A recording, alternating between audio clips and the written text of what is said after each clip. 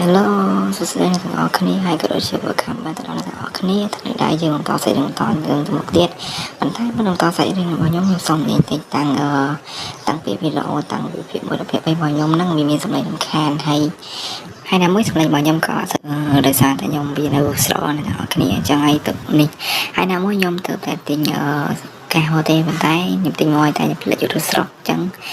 គឺសម្រាប់ទាំងអត់ការអត់អីទាំងឡើងរញ៉េញហើយសម្លេងស្ដាប់អត់បានហើយសពសៀវដូចនេះចឹងអូខេខ្ញុំសង្ឃឹមថាអ្នកគ្នានឹងយល់អូខេយើងចាប់ផ្ដើមចូលសាច់រឿងរបស់យើងតែម្ដងទៅសាច់រឿងរបស់យើងសាច់រឿងគេមកបញ្ជាក់មកថាក្មេងៗណាដែលកើតនៅក្រុមស្កាបាស្កេប៊ីតពួកគេនឹងទទួលបានការអប់រំតាំងពីក្មេងការអប់រំនិងការបង្ហាត់នឹងអ្នកគ្នានៅធ្វើឲ្យរាងកាយយើងរឹងមាំហើយជំហានដំបូងនៃការបង្ហាត់របស់ពួកគេត្រូវឡើងលើភ្នំចោតគេឲ្យពួកក្មេងៗទាំងអស់នឹងនេះថាឲ្យសម្រាប់អត់ឲ្យវាឲ្យទេគឺឲ្យលោករត់ឡើងតែម្ដងដល់គ្នាហើយនៅពេលដែលពួកគេគេងពួកគេអាចគេងធម្មតាបានទេដាច់ខាតពួកគេត្រូវការគេងនៅក្បែរសាកសពហើយនៅពេលដែលពួកគេមានអាយុ8ឆ្នាំគ្រួសារនឹងចាប់ផ្ដើមវិតម្លៃទៅលើសុខភាពរបស់ពួកគេហើយសាច់រឿងរបស់យើងក៏កាន់ដល់កន្លែងដែលគេត្រូវប្រឡងអនុវត្តផ្ទាល់ដល់គ្នាសាច់រឿងក៏បានលើកភ្នំមួយដែលមានពោពេញទៅដោយសត្វចម្លែកហើយនៅគ្រូស្កាបាស្កេតនឹងគេចាប់ផ្ដើមមកគ្នាដើម្បីធ្វើតេស្តសុខភាពដល់គ្នានៅទីហ្នឹងហើយយើងក៏បានឃើញម្ដងអ្នកផងដែរយើងដើម្បីធ្វើឲ្យជាប់នៃការធ្វើតេស្តរបស់ហ្នឹងគឺងាយស្រួលទេហើយសាច់រឿងគេក៏បានឈ្មោះគាត់ផងដោយរហស្សនាមរបស់គាត់ហៅថាសាដូដកឬក៏ហៅថាស្មោះឆ្កែនឹងដល់គ្នាឈ្មោះឡយហើយលោកសាដូដងរបស់យើងក៏បានบอกដែរថាគ្រូក្មេងៗនៅគ្រូស្កាបាស្គវិតហ្នឹងត្រូវការរយៈពេល3ខែនៅទីនេះហើយពួកគេត្រូវការចាំបាច់ដើម្បីបបបាញ់និងសម្លាប់សត្វចម្លែកនៅទីហ្នឹងហេហេសាដូដងហើយលោកសាដូដងរបស់យើងក៏បានบอกដែរថាបើសិនបើអ្នកនរគ្នាអាចត្រឡប់មកវិញដាក់មានជីវិតទទួលបានបន្ទុកហើយគ្មានរបួសនិងអត់ពិការទទួលបាន30បន្ទុកហើយបើសិនមកដល់អស់គ្នានឹងអាចយកឈ្នះទៅលើចៅវាយនេះវិញក្មេងចៅវាយនេះកូនបហាកូនដល់គ្នានឹងកូនហាកូនមានប៉ុន្មានទេចាំមើលអត់ទៅរឿងមកយើងទៀត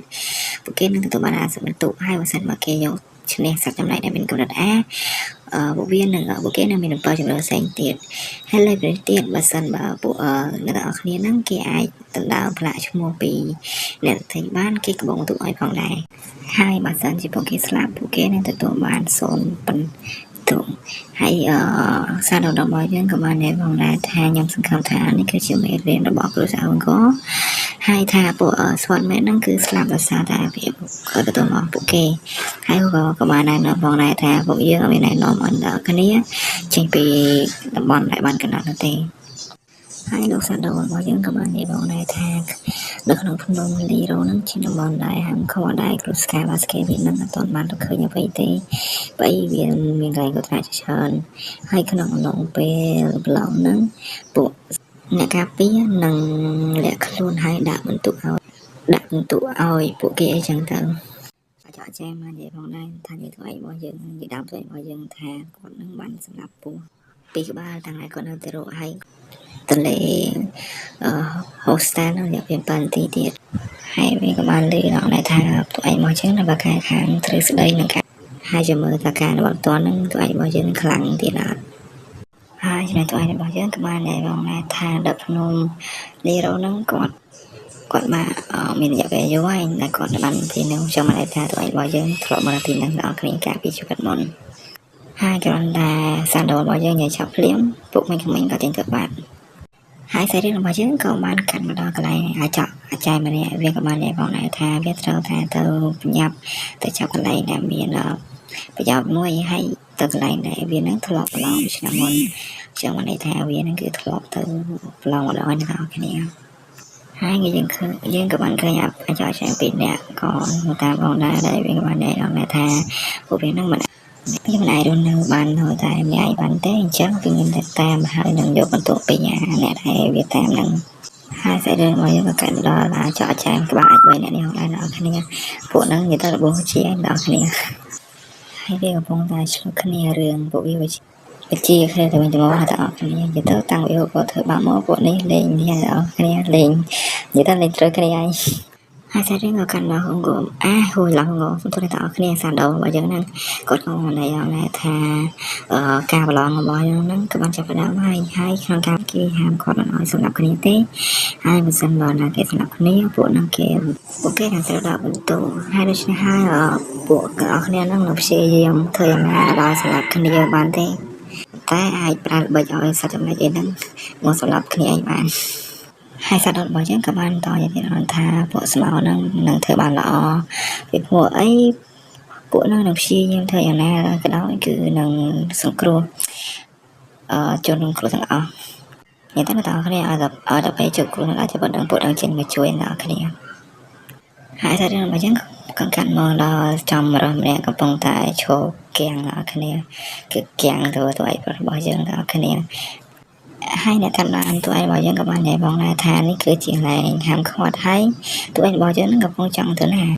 ហើយអ្នកតាមដានរបស់យើងក៏បាននិយាយបងដែរថាគឺតួឯងរបស់យើងហ្នឹងគឺជាអ្នកមានទេពកោសល្យតាំងពីក្មេងហើយគាត់ក៏កំពុងតែចាំមើលដែរថាជំនាញអ្វីដែលតួឯងរបស់យើងបង្ហាញទៅការគាត់ហ្នឹងដើម្បីឲ្យគាត់មានតម្លៃបន្ទុករបស់តួឯងយើងដល់គ្នាហើយតែបើដល់ទៅនេះមែនទេហើយតួឯងរបស់យើងក៏បាននិយាយផងដែរថានៅទីនេះគឺដេកទន់ល្អហើយចាប់តាំងពីពេលនេះទៅគាត់នឹងនៅទីនេះនិយាយទៅដល់គ្នាទូប្រុសរបស់យើងហ្នឹងក៏បានគាត់ដឹងថាមានអ្នកតាមដានគាត់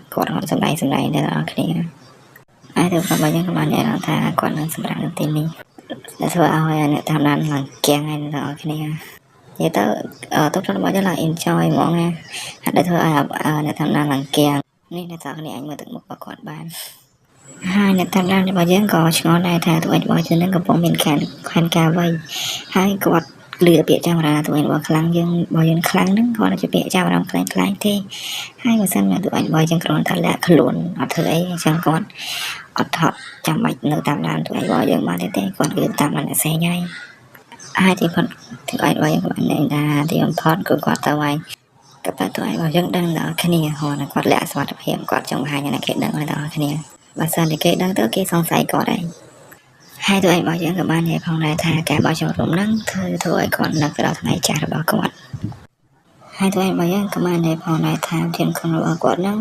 ប្រើក្រមធម្មជាតិដើម្បីយកចំនួនក្លិនត្រីដល់គ្នាហើយក្រមធម្មជាតិណាដែលមានក្លិនកាវទៅអាក្លិនសែងហត់ទៅជាប់ចិត្តមកដល់គ្នាទៅដូចជាកឆាទៅដល់គ្នាហើយគាត់និយាយប្រើគាត់ក៏បានយកទៅដល់គ្នាទៅប្រាប់របស់យើងក៏បានតនិយាយផងដែរថាគាត់បានរៀបចំហើយឥឡូវគឺគាត់ចាប់ដើមការបំបញ្ញរបស់គាត់ហើយស្អីហ្នឹងគឺកំកាន់ដល់នៅថ្ងៃបន្តមកទៀតគេក៏យើងក៏បានឃើញតួឯងរបស់យើងបានដល់ចូលទៅក្នុងកន្លែងតំបន់គេហាមឃាត់ដល់គ្នាតួឯងរបស់យើងក៏បាននិយាយផងដែរថានៅតំបន់មុខទៀតនៅតំបន់ខាងមុខហ្នឹងគឺជាតំបន់ដែលគេមិនស្គាល់ហើយក្នុងអំឡុងពេលសិក្សារបស់គាត់បានដើរលេងជាមួយទីហ្នឹងហើយគាត់បានយកទុកកន្លែងហ្នឹងឯងធម្មតាសម្រាប់គាត់តែប៉ុណ្ណោះតួឯងរបស់យើងក៏បានគិតផងដែរថាមានខ្លោយឡើងឈួលពេញជាមួយរបស់គាត់ហើយមានភ្លើងឆេះត្រីផ្សេងទៀតគាត់ថាគាត់ជាមានសត្វចម្លែកនៅទីនេះតួឯងរបស់យើងក៏បាននិយាយផងដែរថានៅតែជុំវិញនេះប្រហែលមានខ្សែតែមួយទេគាត់តែនិយាយភ្លាមគឺមិនដល់មកតួឯងរបស់យើងភ្លាមតែម្ដងដល់គ្នាតួឯងរបស់យើងក៏បាននិយាយផងដែរថាគាត់ថាវាប្រកាសជាខាននៅថ្ងៃលំហែកាយរបស់គាត់ហើយប៉ុន្តែគាត់ចូលចិត្តបែបនេះបាទតួឯងរបស់យើងនិយាយចាប់ភ្លាមវាក៏កំហឹមតួឯងរបស់យើងក្នុងច្រឡំព្រោះស្អីហ្នឹងក៏មិនជាក់ពីប្រភេទសត្វចម្លែកហ្នឹងដែរវានៅកម្រិត3ហើយវាមានកម្ពស់3ម៉ែត្រហើយបើសិនមកយើងប្រយុទ្ធជាមួយវានៅពេលដែលថ្មីរបស់វាខំយើងគឺរាច់រស់បានទេហើយចំណែកភ្លើងរបស់វានៅមាត់របស់វាហ្នឹងគឺជាផ្សែងពុលបើសិនយើងត្រូវវាអត់លុតទេទោះតែយើងអាលីបានវាលុតតួឯងរបស់យើងក៏បាននិយាយផងដែរថាសត្វឆ្កែនរកហ្នឹងគឺជាសត្វប្រភេទដែលវាប្រហែលរត់ធាតុភ្លើងតួឯងរបស់យើងក៏បាននិយាយផងដែរថាការពីជីវិតមុនរបស់គាត់ហ្នឹងនៅអាយុ18ឆ្នាំហ្នឹងគាត់គឺថាស្ទើរតែអាចយកឈ្នះវាបានទេហើយឥឡូវហ្នឹងរត់តែអាចយកឈ្នះវាបានទៀតប្រសិនបើគាត់នឹងប្រយុទ្ធតែម្នាក់ឯងទោះជាយ៉ាងណាគាត់ក៏មានវិធីមួយដើម្បីយកឈ្នះវាបានគឺថាសត្វហ្នឹងនៅពេលដែលរត់ទៅលឿនវាអាចផ្លាស់ទីបានទេហើយនៅពេលដែលវាចូលទៅទឹកមិនថាទឹករាក់កំរាទេគឺវាមិនអាចចូលបានទេហើយតួឯងរបស់យើងនិយាយប្រើគាត់ក៏ចាក់ទឹកប្រើទាំងអស់គ្នាតួឯងរបស់យើងក៏បាននិយាយផងដែរថាចលនារបស់ឆ្កែនៅរត់ហ្នឹងក៏ចាប់ផ្ដើមយឺត ជាតិគួរកត់សម្គាល់ហើយវាក៏ជារឿងធម្មតាទេសម្រាប់វិស័យឆ្កែទាំងអស់ហើយវាបើកមាត់នៅពេលដែលវាកំពុងតែរត់ហើយនៅពេលដែលវាមកដល់មុខឯរបស់យើងទៅឯរបស់យើងក៏ឆ្កាស់ថ្នាំពុលចូលទៅក្នុងមាត់របស់វាទាំងអស់គ្នាហើយនៅពេលដែលចូលទៅមាត់របស់វាក៏ឆ្លងដែរថាអីគេនៅក្នុងមាត់របស់វាហ្នឹងទៅឯរបស់យើងក៏បាននិយាយផងដែរថាសុកាឡាគឺជាថ្នាំពុលរបស់ឆ្កែនេះទាំងអស់គ្នាសភាពពេលតាមពលរបស់ស្អីរបស់យើងហើយស្អីរបស់យើងក៏បានសម្រាប់ពីបាត់ទៅហើយតែរបស់យើងបានសម្រាប់ទៅដល់ធម្មពលអ្វីមួយក៏បានចូលនិយាយទៅធម្មពលក៏ដូច experience ឬណាគ្នាអ្នកលេងហ្គេមប្រហែលដល់អ្នកគ្នាបើ experience សម្រាប់យកទៅឡើង level ដល់អ្នកគ្នាហើយវានឹងជួយធ្វើឲ្យរាងកាយនឹងរឹងមាំទោះបីយ៉ាងក៏បាននិយាយផងដែរថាបើសិនជាគាត់បន្តធ្វើបែបនេះធម្មពលរបស់គាត់នឹងឆាប់បានពេញយកវិញដោយដើមពេលដែលជិតមុនមកគាត់ទោះបីយ៉ាងក៏បាននិយាយផងដែរថាគាត់ឆ្ងល់ថាហូបរនហ្នឹងនឹងប្រទេសបែបណាបើសិនបើជាក្មេងអាយុ8ឆ្នាំយកក្បាលសត្វចម្លែកក្រិត3ហ្នឹងយកទៅឲ្យ Hugo និយាយទៅចង់សងសឹកគេទាំងអស់គ្នាតែនឹករកគេរហូតទោះឯងបើយើងក៏បាននិយាយផងដែរថាជាមួយសត្វកម្រិត B ហ្នឹងតែដំបងរបស់គាត់នឹងចូលហើយដំបងរបស់គាត់ហ្នឹងគាត់ក៏សម្រេចចិត្តដែរថាគាត់ចង់បានអ្វីហ្នឹងហើយដំបងហ្នឹងពេលជីវិតមុនគាត់ថាអត់ចង់បានទេមិនតែឥឡូវគឺគាត់គ្នាគឺគាត់ចង់បានហើយនៅពេលដែលទោះឯងរបស់យើងចង់កាត់ក្បាលសត្វឆ្កែនៅរកកម្រិត B ហ្នឹងគាត់ក៏លើស្ដឹកជើងឆ្កែ4ក្បាលមកគៀកខ្លួនគាត់ទៀតទោះឯងមកយើងក៏បាននិយាយផងដែរដោយសារពួកវាមកគឺដោយសារតែវាលើសំឡេងសត្វឆ្កែក៏ស្លាប់នឹងយំហើយទោះឯងរបស់យើងក៏បាននិយាយផងដែរថាពួកវានឹងចង់សងសឹកឲ្យមួយដែលវាជាគាត់ស្លាប់នឹងមែនបន្តពីទោះឯងរបស់យើងបាននិយាយឲ្យគាត់ក៏កាត់ក្បាលសត្វដែលគាត់បានស្លាប់នឹងហើយគាត់ក៏បន្តនិយាយទៀតដល់ថាគាត់អត់មានអំណងចង់ទៅឡាសត្វឆ្កែនឹងច្រើនទេតែសារវាមកហើយមកគាត់នៅសល់សក្របសម្ដែងច្រើនទៀតនេះទៅឆ្កែអត់ទៅប៉ះសម្ដែងនឹងគឺដឹងតែពលឡើងទាំងអស់គ្នានៅពេលដែលឲ្យមកយ៉ាងនិយាយហើយគាត់ទៅមើលសត្វឆ្កែរត់ហ្នឹងប៉ុន្តែគាត់មើលទៅពួកវាដូចជាភ័យខ្លាចនឹងគាត់ហើយចឹងគាត់ក៏ឆ្ងល់ដែរគាត់ថាសត្វហ្នឹងនឹងអត់លើកលែងទេអ្នកណាដែលសម្លាប់គ្នាវាទោះបីជាពួកវាស្លាប់ក៏ដោយទោះប្រយយើងក៏បានគិតដែរថាវាអាចជាស៊ីបើញូឆ្កែហ្នឹងខ្ញុំសុំហៅថាសត្វរត់ក្បាល3ទាំងអស់គ្នាស្រួលហៅជាងទោះឯងមកយើងមកឆ្ងល់ផងដែរថាសត្វហ្នឹងរត់ដល់នៅជំរកទី7ទេហើយអ្វីឥឡូវវានៅជំរកទី1ហើយវាត្រូវបានគេវាតម្លៃថាជាសត្វដែលមានគ្រោះថ្នាក់នៅកម្រិត A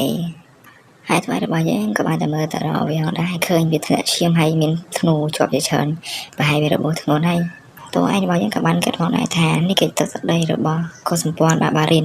ហើយអាសត្វហ្នឹងមកទៅនេះគឺដោយសារតែកុសសម្ព័ន្ធហ្នឹងបានដេញចាប់វាទាំងអស់គ្នាតើឯងរបស់យើងក៏បានគិតដល់ដែរថានេះគឺជាការរបស់គាត់ហើយសត្វដែលរបួសហើយនៅកម្រិត A ទៀតហើយគាត់សម្លាប់វាទៅក៏មានបញ្ហាអ្វីដែរគាត់តែចាប់ភ្លាមតើឯងរបស់យើងក៏ស្ទុះទៅវាប្រហែលអ្វីភ្លាមតែម្ដងប៉ុន្តែវាក៏អាចកិច្ចអត់តើឯងរបស់យើងក៏បានគិតដល់ថាសត្វនៅរស់ក្បាល3ហ្នឹងវាក៏បានរបួសហើយគាត់ជាអាចសម្លាប់វាបានគាត់តែចាប់ភ្លាមតើឯងរបស់យើងក៏ត្រូវបានស៊ីម្ដាយរបស់ឆ្កែនៅរស់ក្បាល3ទាំងអស់គ្នាហើយសត្វរបស់3ហ្នឹងក៏បន្តវាហៅទៅឯរបស់យើងដែរប៉ុន្តែគាត់កិច្ចផុតតែគាត់មិនដល់គ្នាគាត់ចំហាយបុកគាត់បុកដើមឈើឡើងកូតឈាមឲ្យដល់គ្នាអូខេសេរីរបស់យើងក៏បានដល់ទីបញ្ចប់ហើយដល់គ្នាហើយបើសិនការសម្ដែងរបស់ខ្ញុំមានសំខាន់ឬក៏ខ្វះខាតឬក៏មានសម្ដីណារំខានក៏សូមដល់គ្នាបន្តកាន់តែអធិស្ឋានបាទសូមអរគុណ